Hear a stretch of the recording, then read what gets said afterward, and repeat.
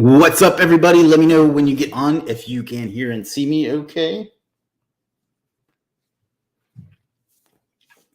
Already got some folks on, so that makes me very, very happy because that means people are excited, and that means we can get started promptly and get done faster. MD says hi. What's up, MD? Parvez says hello. What's up, Parvez? Already got some folks on, so that means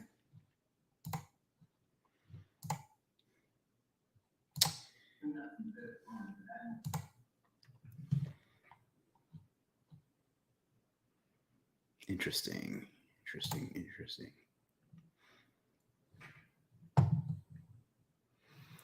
Roderick says, hey, Chris. What's up, Roderick? We are live on Facebook, LinkedIn, YouTube, Periscope, and Twitch. Hopefully someday we'll be able to count Instagram on that, but they're real stubborn about that, unfortunately. So what are you going to do? Is the sound okay? David, what's up, David? Good to see you, buddy. Says hi. Joseph says, yo, love you, man, and I love you back. We're going to get started in a minute or two. The email's going out. The, what do you call it? The browser notification should roll out any second now.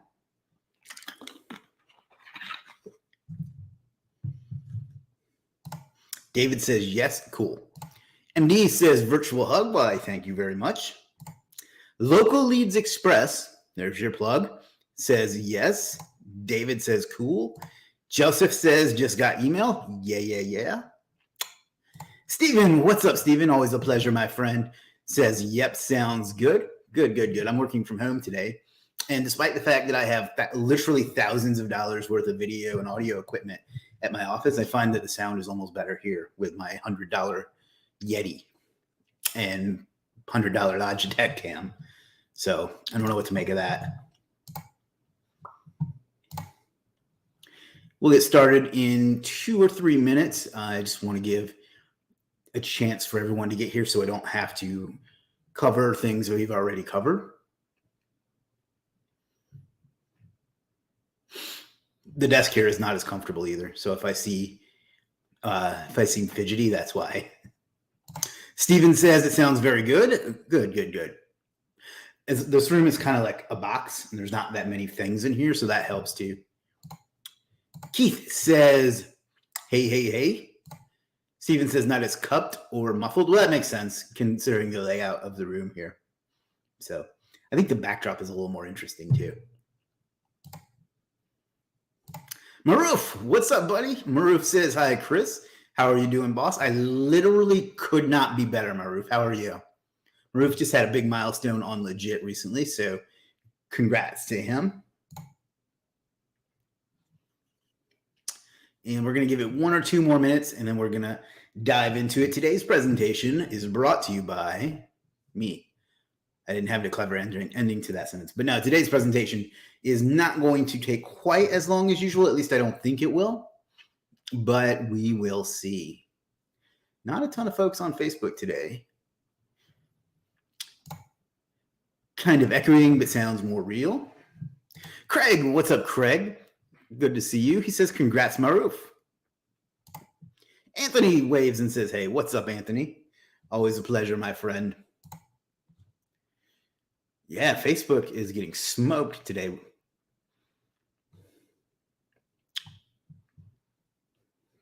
It's very interesting, actually. One day I want to run a test to see if broadcasting directly to a group works as well as syndicating to a group. So just a thought. All right. Sakib says, hey, Chris. Maroof says, thanks, Craig.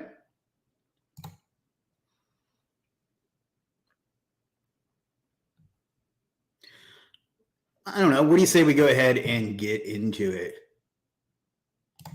Since we are connected to your site, you help us, we will move your site forward. Thank you. Sangeeta says, hey, what's up, Sangeeta? Craig says, I get about 7 notifications when you go live and click the bottom one. Yeah, that's because I use a program called Lively. Let me explain how this works. That might be of interest to some people, and then we'll get into it. I broadcast through StreamYard to my Facebook page, the Chris M. Walker page. And then what I do is use a program called LiveLeap to syndicate that over to all my other groups and other pages, with the hope being that somebody may not see it on one, will see it, but will see it on the other. The downside of that is that I feel like the reach isn't quite as good. So I'm not really sure. Something I want to test. Joseph says maybe the internal notification doesn't work on syndication. That's what I thought, but Craig said he gets a bunch, so maybe it does. Hard to say. MD says, hey, Chris, how are you today? I'm doing good, my friend. How are you? All right, what do you say we go ahead and get into it?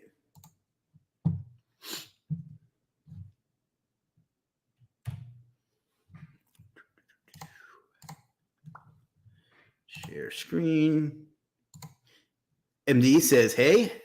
Jose says, hey, Chris. What's up, Jose? Sakib says they're watching on LinkedIn and Facebook. Thank you. Pumping up my numbers for me. Now we're starting to get some folks on too. So why is it flashing like that? There we go. All right. Tomislav, hey, I haven't seen you in a while. Says, hey, hello.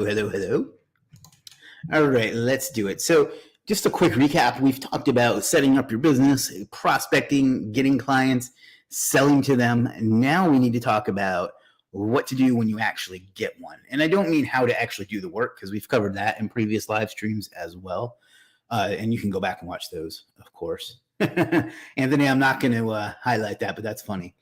But what we want to talk about now is how to actually handle it and do what you need to do in order to do a great job for your client, use them to scale, and just keep them on board for as long as possible, because the longer they stay with you, the more profitable they are, you know.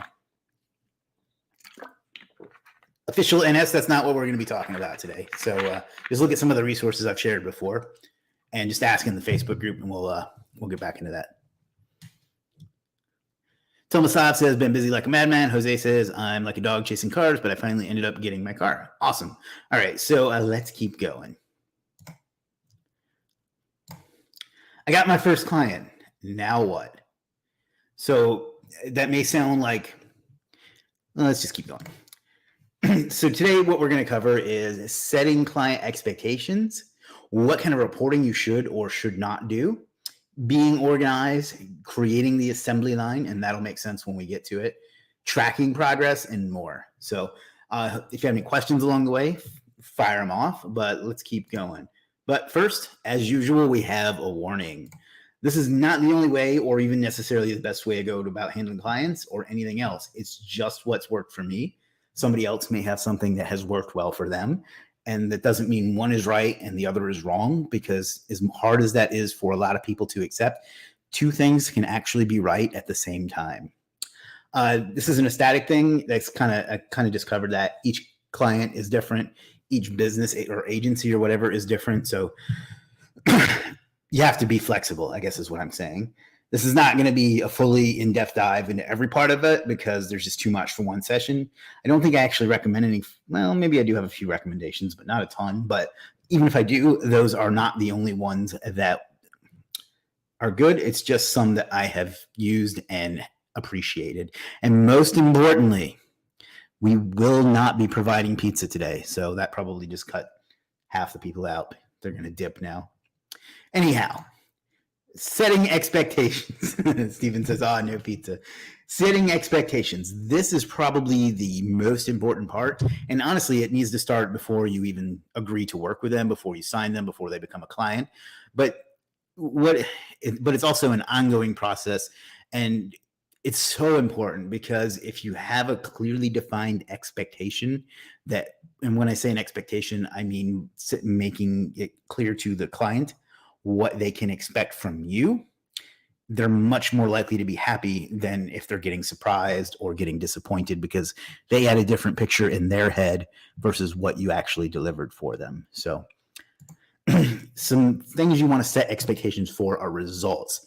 This goes back to a few weeks ago when we talked about structuring your offer. But if you're offering Google ranking, then you need to be able to tell them that. If you're offering an ROI, you need to be able to tell them that. If you're selling leads, phone calls, what social media engagement, whatever it is, you need to make it clear to them that before they start what result you're going to get for them, because you don't want them expecting a certain result and you having a different idea of what a result means and not being able to get it for them. So hopefully that makes sense. That's probably the single most important thing to having a good relationship with your client, is setting expectations about results. And then of course later being able to get those results, or being able to communicate to them if for some reason you don't get those results. So another important one for both your sanity and for balance of power in the relationship is explaining to them the communication frequency they will get from you. If it's a weekly update, if it's a monthly update, if it's a daily conversation, which obviously I don't recommend, but you do you.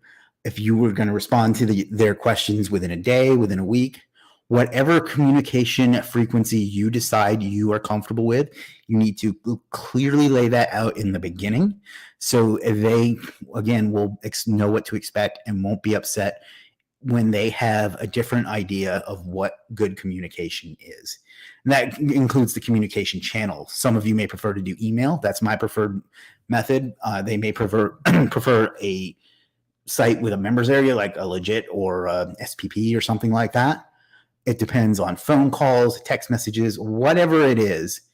You need to make it clear how often and how they can and should communicate with you, and when they can expect communication from you. Anthony says, if you don't set expectations, clients will bury you with bad reviews. Great start, Chris. Thank you. The next one is reporting.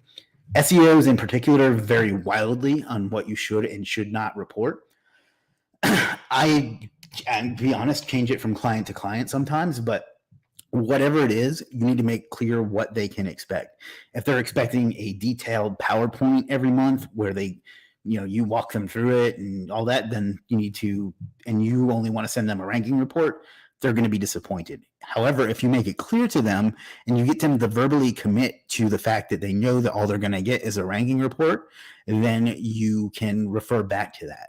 And you can do in-depth, elaborate reports. Some clients need that. You can use something like agency analytics to give them a dashboard. You choose how you want to do it, because you are the business owner, the agency owner, and you structure your offer the way you want to do it.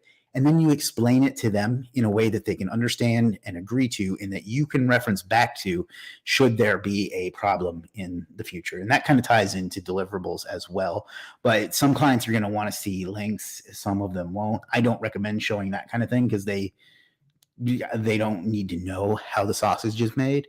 Just like I don't need to know how to change do cars still use carburetors? How to change my transmission.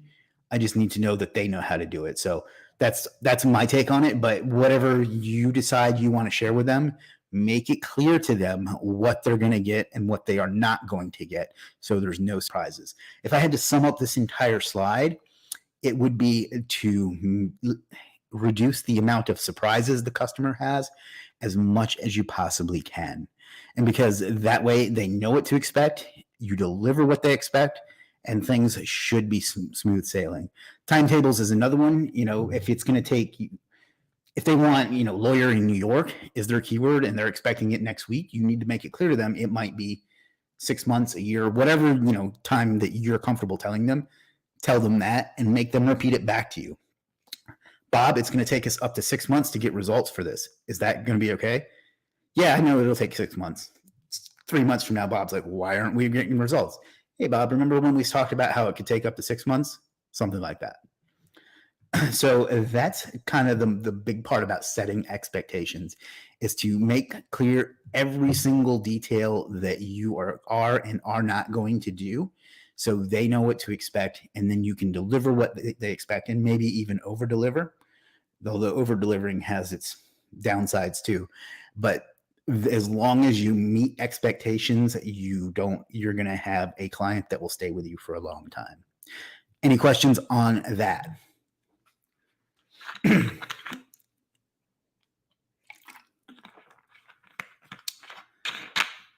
Okay, let's keep moving. Onboarding. This is an important phase too, and a lot of people skip over it because they're so excited. They're like Gollum getting his precious, but when they get a new client, and they skip over important stages and end up wasting a bunch of time because they didn't properly onboard the client. Having a proper onboarding process is absolutely essential to the future of the campaign and your relationship with that client, because it kind of goes back to expectations. If you onboard them correctly with the right expectations and collect the information that you need, I hate using cliches, that's why I put it in quotes, but you can hit the ground running. I think my suggestion is to have an onboarding packet that explains who you are, your entire process, what they can expect from it, and contains any forms that you need them to fill out. So you get, their WordPress credentials, there's analytics, search console, any like images or videos or anything like that. Anything you need, it should be in the onboarding packet so they can give that to you and you can get to work. The faster you get to work, the faster you knock out the heavy lifting in the beginning of an SEO campaign, the sooner it becomes profitable, because the goal is to get to where you only have to do a few things a month and you really get profitable. So front loading your we talked about that in this SEO in 7 days video in this series. And it's even more important now. Onboarding them properly and getting started is the key to a successful relationship and a successful campaign with them. So put together an onboarding packet that you send over to them when you sign them on. And that way they know they can refer back to it. You get all the information and everybody's happy. Being organized. This is probably going to be the biggest section of this presentation. And by the way, if you have any questions or comments at any point, go ahead and drop them in the chat wherever it is that you're watching. I'm going to grab some water real quick.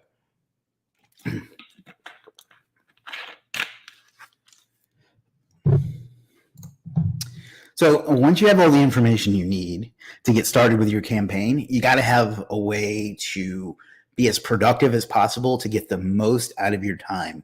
Your goal in business is to get more stuff done, and you need to be as organized as possible. And this is not my strength, but I have been forced in a way to make it happen. But you got to get as organized as possible so you can be as productive as possible, so you can deliver for this client, and then you can go out there and get more and deliver for them. So some things that will help you get organized is a project management tool. We like to use FreeCamp. I believe Jim uses ClickUp. There's others. There's Monday. There's Basecamp. There's Asana. There's dozens of them. Pick one of them, get good at it, and use it in your business to keep track of your projects, where you're going, and things like that. Google Sheets, I recommend because they're SaaS and you can use them anywhere. Not really SaaS, but they're browser-based and you can use them anywhere, but you can also use Excel when you need heavier data manipulation. But use those to keep track of things, to keep track of numbers, to keep track of progress, just to stay organized. Once you get to where you have multiple people on your team and you need to communicate effectively, don't rely on email or Facebook Messenger or anything like that. You want to use Slack. I guess you could also use what's the Microsoft one? Microsoft Teams. I'm not that familiar with it, but Slack is kind of the ideal one. It's free or it's really cheap. So use that to communicate with people. It has a ton of great features, but that's if you have more than one person, you're going to want to be able to communicate quickly and effectively, and Slack is ideal for that. And then you need a calendar. I recommend Google or Outlook calendar, but what I really recommend is for your email, you use G Suite, which is like, it's kind of like Office 365, but it's for Google. But you can then use Microsoft Outlook to run it that way. So you kind of get all the cool features of Outlook, but all the flexibility of Google all in one. So, but do that however you want, but have a calendar so you can keep track of meetings, tasks. I don't think I need to explain what a calendar does. So those are just a handful of tools. I don't use a ton of organizational tools because they end up you end up spending as much time organizing as you do executing. So use some of these, but keep them at a minimum. Don't let AppSumo convince you that you need a bunch of other stuff that you don't. So creating the assembly line. What do I mean by that? So a lot of SEOs are super disorganized. Their brain is not correct. They need to fix their thinking, their organization, and their execution so they can be higher caliber professionals and people. And one of the ways you're going to do that with your SEO campaigns and so on is to have an assembly line, meaning you get the onboarding packet done and you ship it through your system and it comes out the other side a successful campaign. So for your fulfillment process, you want to create an assembly line. You can send the customer site or whatever it is you're doing, because I don't want to assume people are doing SEO, because they might be doing Facebook ads, they might be doing social media, they might be doing content, whatever it is. You want to be able to have a to B, B to C, C to D, so on process that gets you from onboarding to result in a predictable manner. So that's what I mean by an assembly line. When they build a car, they put one piece on it. One person stands on the line, does one thing to it. The next person does the next thing, and you just feed it on through, and out the other side comes a car. It absolutely revolutionized the world. So you need to do the same thing for your SEO or your Facebook ads or your digital marketing, whatever kind of campaign it is that you're doing. So you want to document things. You want to know exactly what you are going to do and in what order, and you want to keep track of how much, who, how often, every little detail, up to the point of not over tracking it. So yeah, so here's some examples of things that you must document. The freelancers and or services you use to fulfill the work. If you are outsourcing, and I think you should, because for one, it helps me, but for two, it just saves you time and lets you get more stuff done. Remember, that's kind of the whole theme here, get more stuff done. So you want to document when you bought something, what they did, who they are, the link to their service, the link to their profile, all that stuff in one place. So bam. Then you want to document, again, I'm assuming this is SEO, but it could be any kind of digital marketing or really anything. But let's just, for the sake of simplicity, let's just assume SEO going forward. The position they're in when you start. So if they're not ranking at all, if they're already on page 1, if they're on page 2, or whatever, you want to have a reference on that for yourself and likely for the client as well. So you can track and know how well the assembly line is working. So you need to document that. You need to set up a rank tracker. You need to not only set up a rank tracker, but you need to screenshot or record or whatever where it is when you start. Some of them have that, some of them don't, but I like to have a visual of it. One second.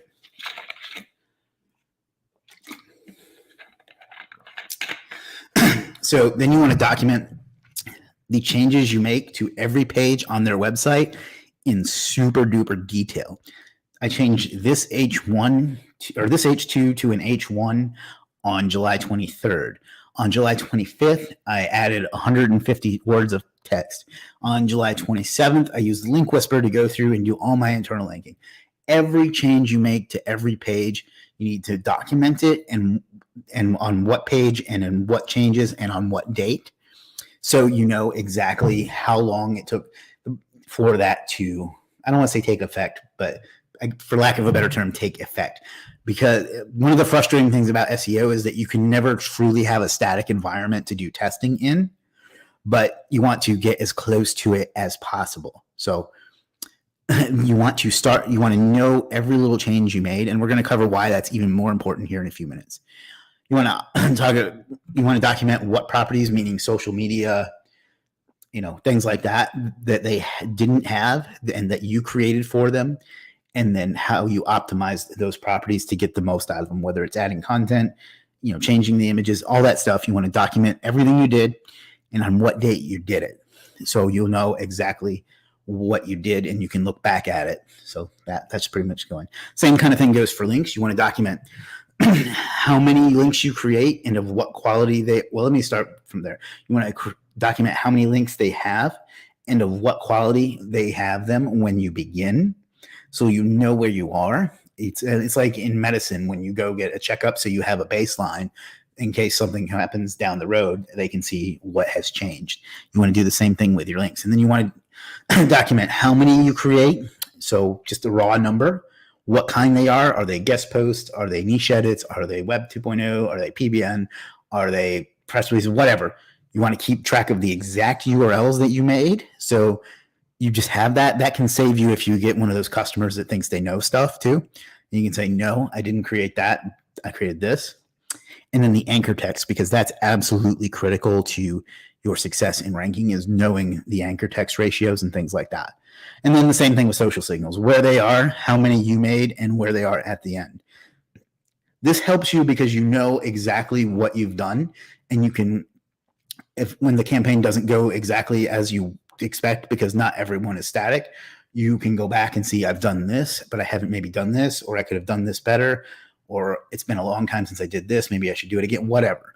But now you have a clear roadmap and history of what you've done and how it played out. The other reason that you want to do that is because aside from the obvious organizational advantages that I just talked about, it gives you a huge advantage for your future clients. So let's say you sign a dentist in Milwaukee and you put them through the assembly line like we just talked about. And then later you sign a dentist in Cleveland, which I didn't really Google this, so I might be wrong, but I think those are probably similar size and similar population and things like that cities. So now you know exactly what anchor text percentage you used, how many links you used, how many social signals it took, what on-page changes you had to make. So now you have a very comparable campaign that you can just duplicate and send it through the assembly line with much more confidence because you've already seen it work. You've documented it. So now you just take that list of what needs to be done, hand that over to your team, and get back to growing your business. So documenting all of this stuff will give you such an advantage when it comes to the next campaign that's comparable. And if you've niched your agency, then you have an even bigger advantage because you're now going to get a lot of similar clients that you can put through the assembly line and get results out the other side. You see how everything we've talked about over the last few weeks is kind of gelling together now. So there we go. You can literally turn your SEO campaign into a widget made on an assembly line and minimize the amount of time you have to spend making decisions, saving time, and reducing decision fatigue. Decision fatigue, if you don't know, is a psychological effect where the more decisions we make, the more exhausted that portion of our brain gets and the lower quality our decisions become. There's actually been studies on it where like judges will give out harsher sentences at the end of the day because they are fatigued and don't think it through clearly.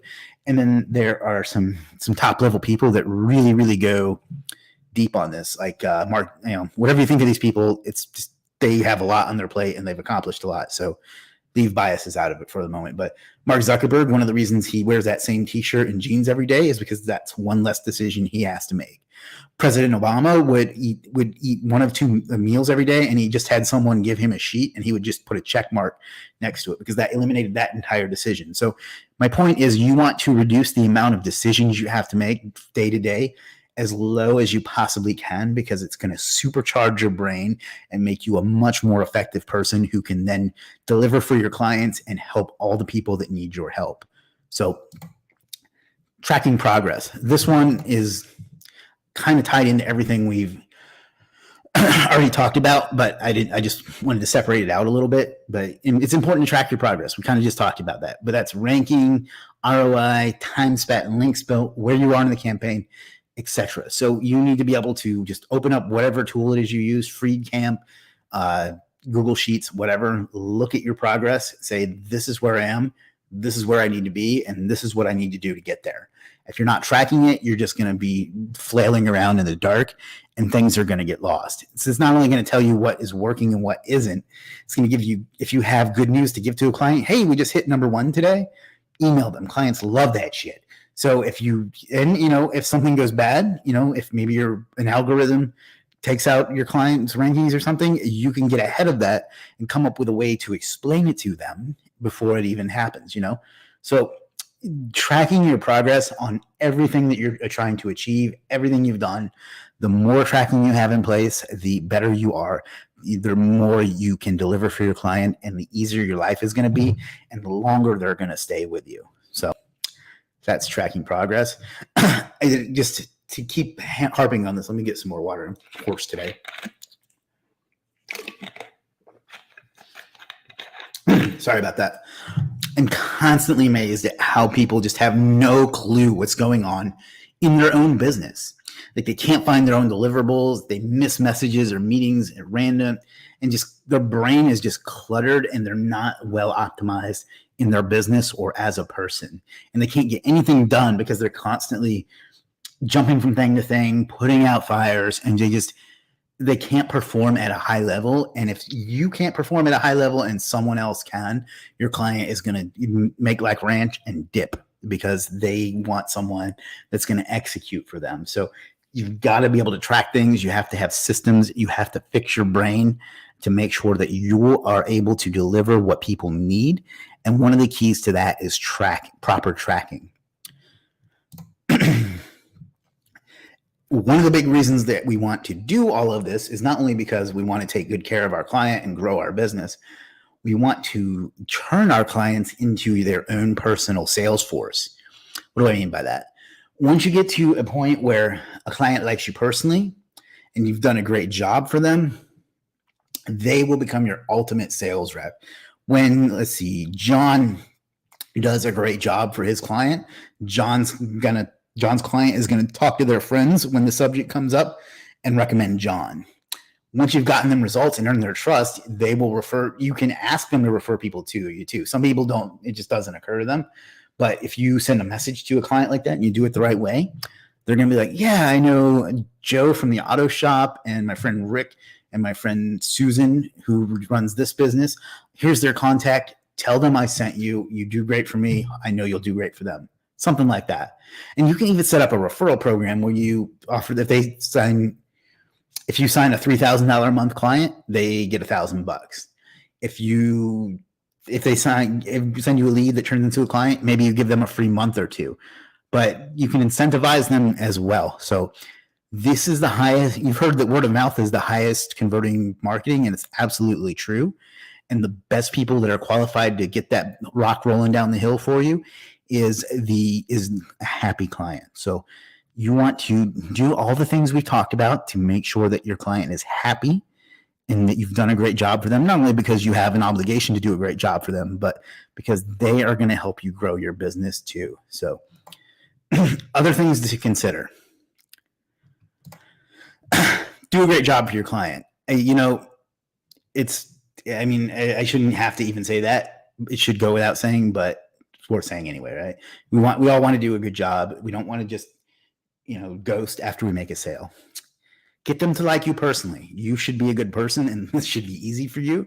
But, get to know, you don't have to like hang out with them or be their best friend, but you should be someone who, when they do talk to you, they're like, oh, fuck, I got to talk to the SEO guy today. No, you want them to like you personally, to enjoy communicating and working with you and just generally think well of you. But you want to communicate the correct amount.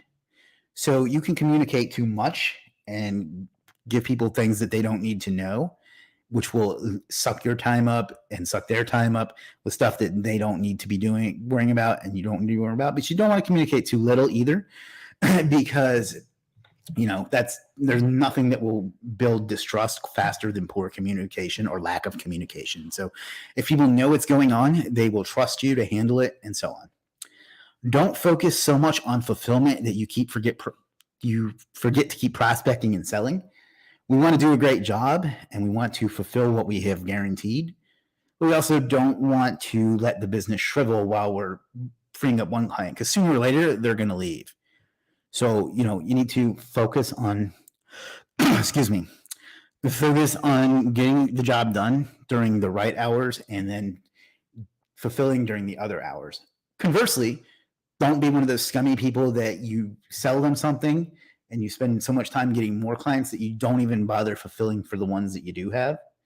So make sure that you're keeping your pipeline full, but make sure you're getting the job done too. So some of the systems we've talked about this week and previous weeks will help with that, but focus on that and focus on the balance between keeping the pipeline full and taking care of the people that are paying your bills. And then this one, it doesn't really fit with the theme, but it's important anyway. Make sure you take care of your health. We talked a little bit about being focused and organized. You need to have like a good chair. I know it sounds silly, but you need to have like a good office chair, desk setup, a good working environment because you're going to be spending a lot of time at that. So you need to take care of your posture, your eating, your energy, make time to go for exercise, things like that. Though it sounds dumb, but that stuff is going to make you better at all the other things too. So, and a lot of people, when they get a successful business, and I'm guilty of this in the past, everything else goes out the window. So make time to take care of yourself, especially your physical and mental and emotional health. That is pretty much it. I could go on this forever. I love talking about this stuff. I could, like I say, I could keep going for a long time, but we're already 35 minutes in. So if you want to learn more about this kind of thing, check out superstarseo.expert. That'll get you 7 free days of Superstar SEO Academy, where we cover stuff like this and much, much more in depth, weekly, monthly, the whole bit. So let me type that in for you.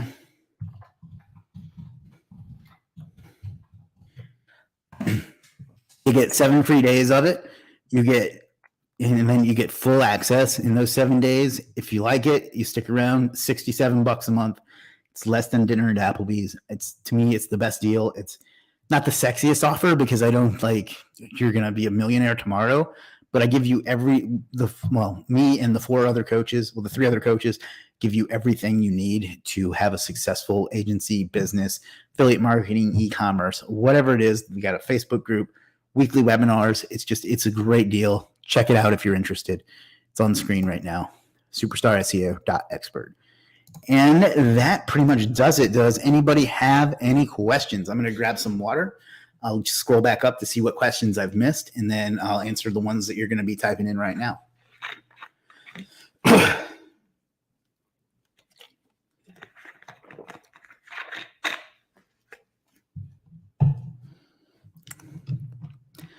Alrighty.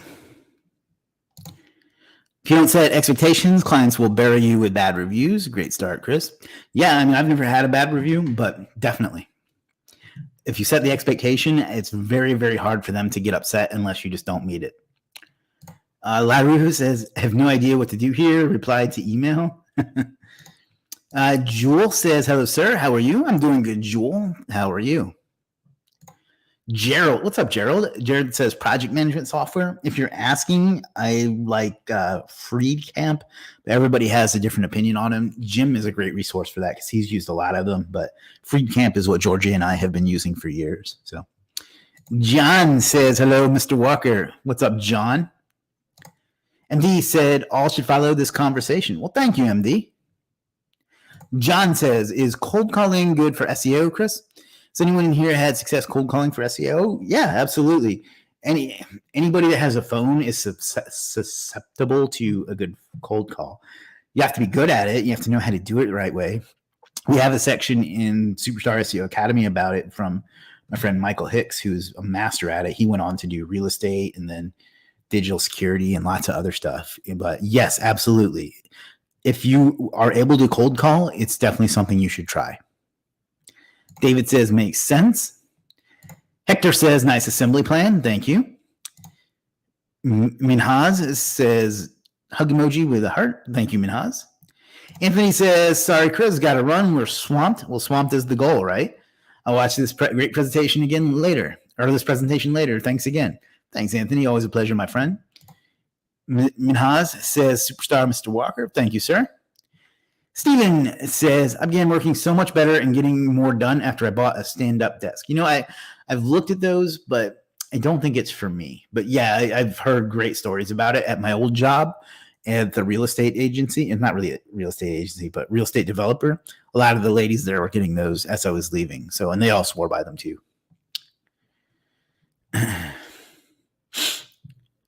Jade says, what's the monthly after trial? It's $67.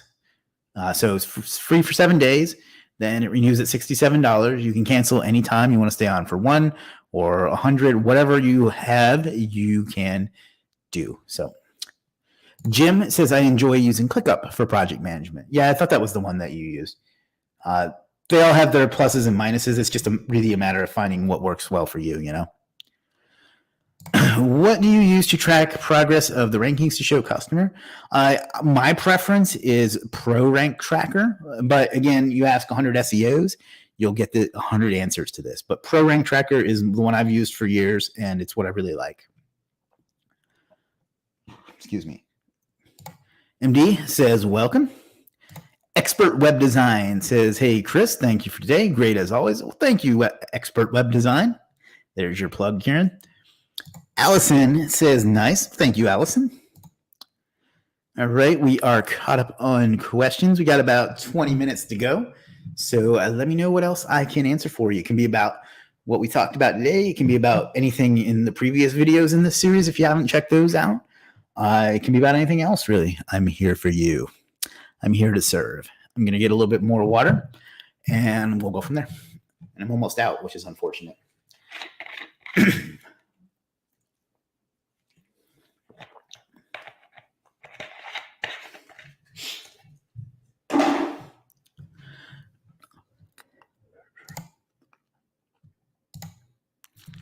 All righty. Any other questions?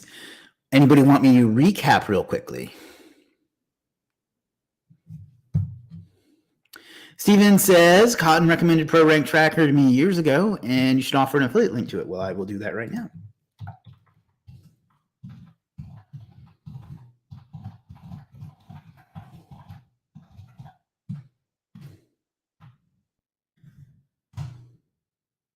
There is my affiliate link for Pro Rank Tracker, wherever you're watching this. superstarmarketingonline.com/PRT.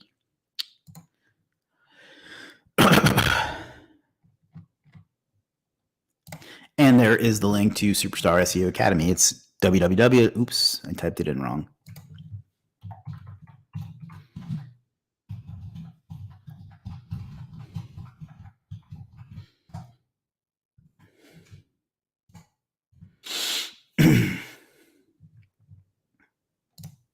There we go.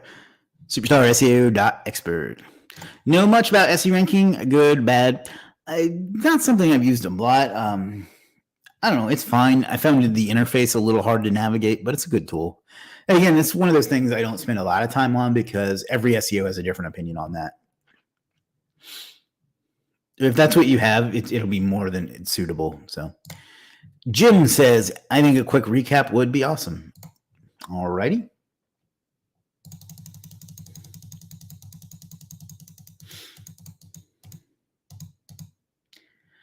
All right, so today we talked about, let me take Jim off the screen there for everyone's benefit. I got my first client, and now what? You want to, we covered setting their expectation, the reporting, being organized, creating the assembly line, tracking progress, and more. We talked about what this is not, and the main one being that there are other ways to do this.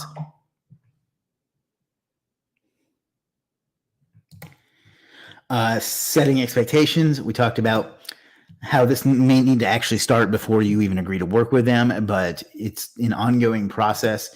You need to set expectations with your client so they know what results to expect, how often and through what channel they can communicate and expect communication, what kind of reporting and timetables they can expect, and what you actually deliver for them. So you need to set all of that up so they won't be disappointed, because that's the goal, is to remove surprises and disappointment. Onboarding. You have to have a good onboarding process so you get all the information you need to get started and hit the ground running, as much as I hate stupid cliches like that. So you collect all their information and get to work, basically. We talked about being organized. But you have all the information, you need to have systems in place so you can keep track of it and be as productive and get more stuff done. Yeah, project management tools like Freecamp, ClickUp, Monday, whatever it is you use, Asana, Basecamp, just depends on you. Google Sheets and or Excel spreadsheets. For communications, Slack or Microsoft Teams. Then I like to use G Suite and connect it to Microsoft Outlook to get the best of both worlds. Not that amazing Star Trek episode. Creating the assembly line. This was probably the meat of the presentation. You want to have a fulfillment process that you put people through and get results for them repeatedly, or basically how one piece leads to the next, to the next, to the next, and out comes a great campaign on the other side. That includes the freelancers and services you use to fulfill the work, the position they are in when you start, the changes you make to every page on their website in minute detail, how many other properties you create for them and how many they began with and what you do to optimize them, how many links and of what quality they begin with, and then how many you create, what kind they are, the exact URL to them, and the anchor text that you use, beginning and ending social signals count, and what types. You do this because once you know a process that works and you get a similar client in a similar location, you can easily just hand the whole assembly line off to your team and they can put it through the assembly line, and out comes a great campaign. Tracking progress. We talked about it's important to track your rankings, your ROI, whatever it is that you track for your client. Time spent, link built, wherever you are in your campaign, you need to track all of it so you know what you are doing and what to expect and so on. This is not only important for you, but it's also a great way to give clients good news or prepare them for bad news. And again, I'm just blown away by how bad people are at tracking progress and being organized. So don't be your own worst enemy. Be a high-level person. Then you need to turn your clients into your sales force. You get them, once you get a good relationship with them and get them to like you, you can then ask them to refer people to you. You can incentivize them to refer people to you. And many of them are just going to do it even without any offer for you. So it's the fastest way to grow. It's the highest converting form of marketing. And everything we've done, while not necessarily with this goal in mind, is a big part of this too. Other things to consider are obviously do a great job. I say obviously, it should be obvious. Get them to like you personally. Communicate not too little or not too much, but just right, like we're a bear. Don't focus so much on fulfillment that you forget to keep filling up your pipeline and growing your business, but don't focus so much on growing your business that you forget to do the work. And then make sure you take care of your health, your posture, your environment, your lighting, your eating, your drinking, your exercise, all that stuff, so you can execute at a high level and really, really succeed. And of course, if you want to get more in depth on any of this, check out superstarseo.expert for a free week of Superstar SEO Academy, and then that'll rebill at $67 a month, which I think is just amazing deal. So. And we're back to questions. Jim says, setting proper expectations is gold. Such a simple step, but man, do people fail at this miserably so often. Yeah, they really do. And it is. It's like the key to the whole thing. I always offer backscan their competitors as my opening plug to get my foot in the door. That opens their eyes to how well their competition is marking their site, making them spend more money. I don't know what you mean by backscan, but you're right. Like showing them FOMO basically is what you're doing there. This is what they're doing and this is what you're not doing. So this is what you should do and you should give me money to do it for you.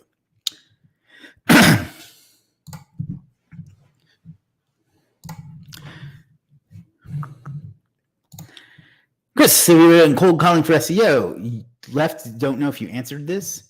Been calling companies, but it's mainly gatekeeper, and then I ask for the manager, then I follow up with them. Yes, cold calling absolutely works. Definitely. We have a whole section on that in Superstar SEO Academy from my good friend Michael Hicks, who did it first for SEO and then for real estate and now for enterprise level digital security. And anything that can be sold via cold call, but it's the most cost-effective way other than referrals, I guess. And yeah, it can absolutely be done, but you have to know what you're doing. You have to know how to talk to people. You have to have a good script, but you have to be able to adapt the script. But yes, it 100% works if you do it right.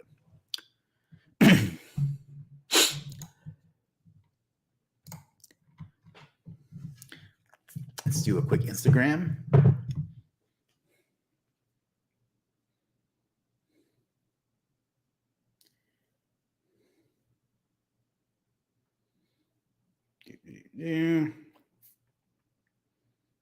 Hands free. feel like such a boomer when I use Instagram.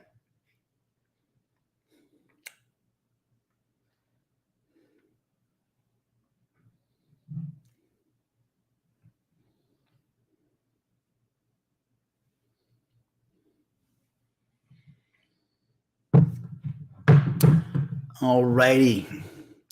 What else can I answer for you fine folks this afternoon or evening? I'm calling like 30 people every day, and I get 2 to follow up with. That's actually a pretty good ratio. Just that most managers either leave early or they don't answer. Yeah, I mean, that's part of it. As you refine your script and your process and your prospecting, you'll get better results. But 2 out of 30 in a day is not bad at all. So you're doing fairly well. But I'm sure because they're busy. Well, that's part of it. Part of it's just people that don't like to be sold. Online culture says, can you talk about scaling?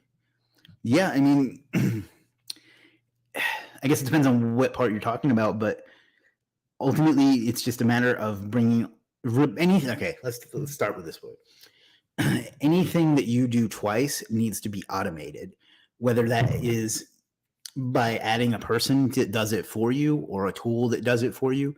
Anything you have to do more than once, with a few exceptions, of course, but you need to automate. And that's the effect. That's the key to scaling, is to have as much going on without you having to work on it as possible. Not because you don't want to do the work, but because then you can focus on the things that drive the business. So the key to scaling is when is to, as quickly as possible, invest in people to do things that take too much time for you to do. If you have to do it more than once, somebody else should be doing it. Again, that's more an easy way to remember it than it is a hard and fast rule. But that's the kind of things that you look at, is anything that I'm doing repeatedly, somebody else should be doing that. And there's so many people that are out there that are thirsty for work that you can get someone to do anything at a reasonable rate.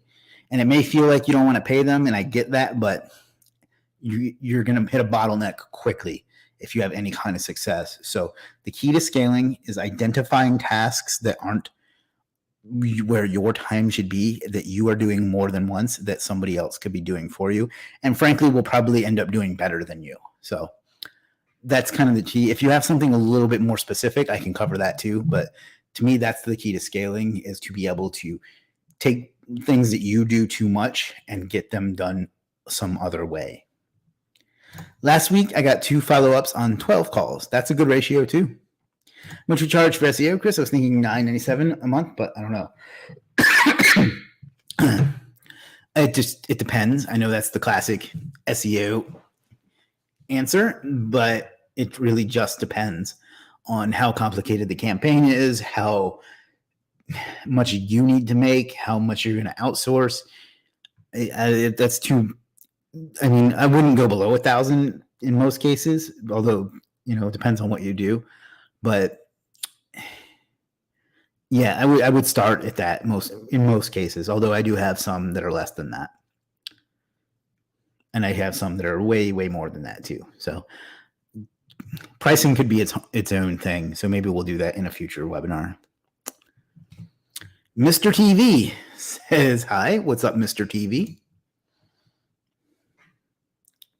All right, guys, we got about 9 minutes left, so I'm happy to answer any more questions anyone has, or cover anything I haven't covered, or whatever else you got.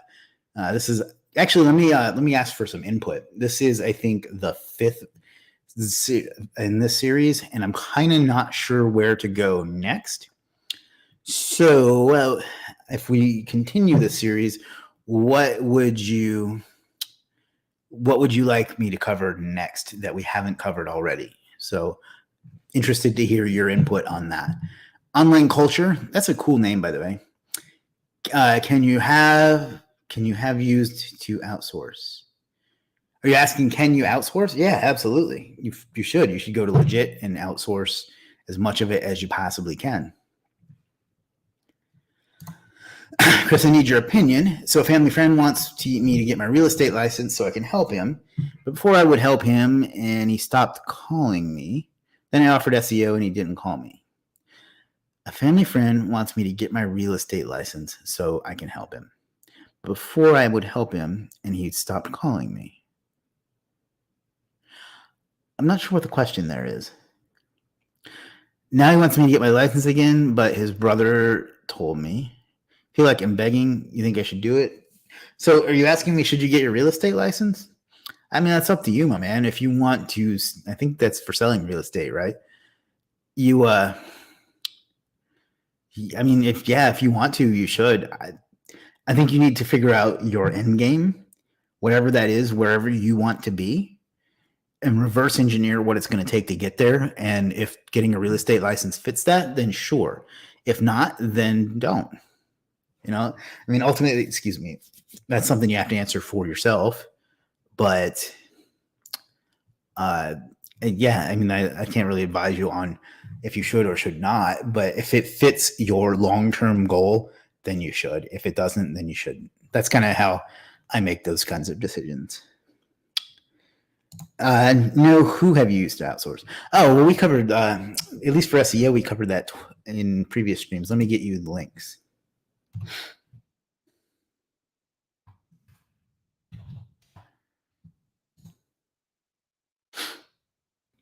Will this be available to watch it later? Absolutely. Wherever you're watching it right now, you'll be able to watch it later, and you'll also be able to watch it on my website. Let me get you a link to some of the outsourcing I do.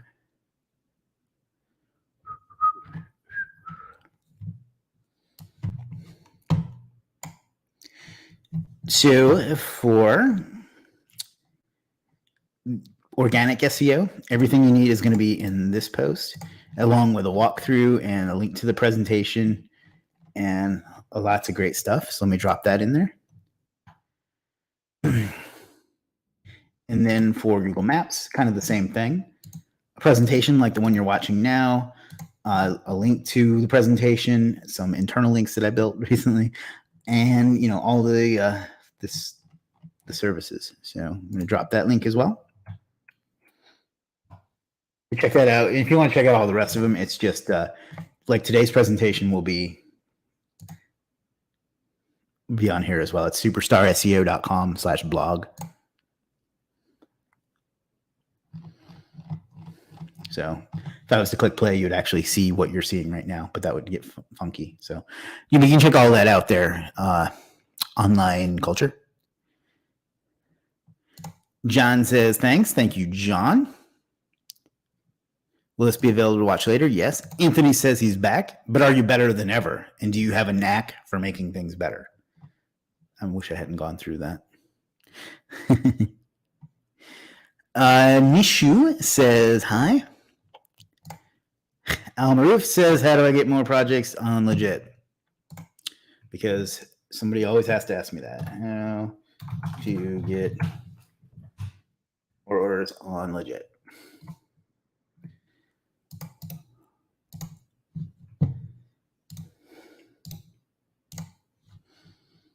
You're going to go to that blog post and follow all of the instructions there.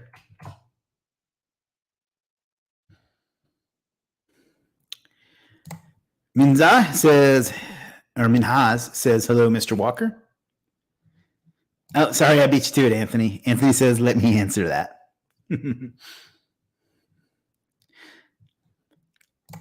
Online Culture says, awesome, thanks.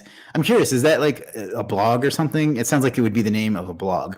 It's kind of a cool name, though. Minhaz says, superstar. Yes, sir. Thank you. All right, fam, we have 3 minutes left. So anything else I can cover for you? Al says, thank you so much. Stay safe. You do the same, my friend. Best of luck out there.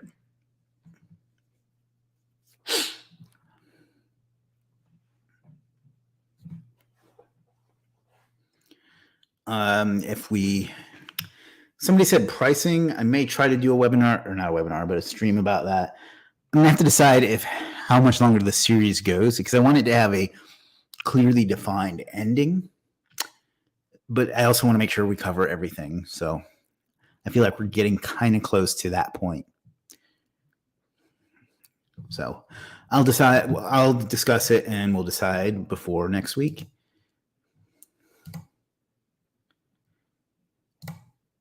Minhaz says, welcome, sir. Thank you, Minhaz. David, thanks. David says, thank you for your service. Thank you, David. I appreciate you.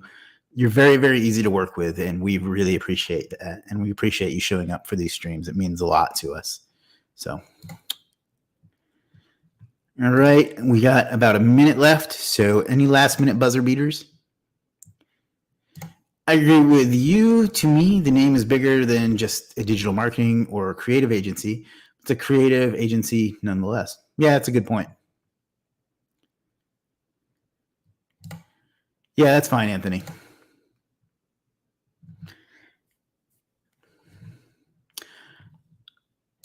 All right, guys, that's going to do it. I appreciate everybody showing up. We'll do it again next week, most likely.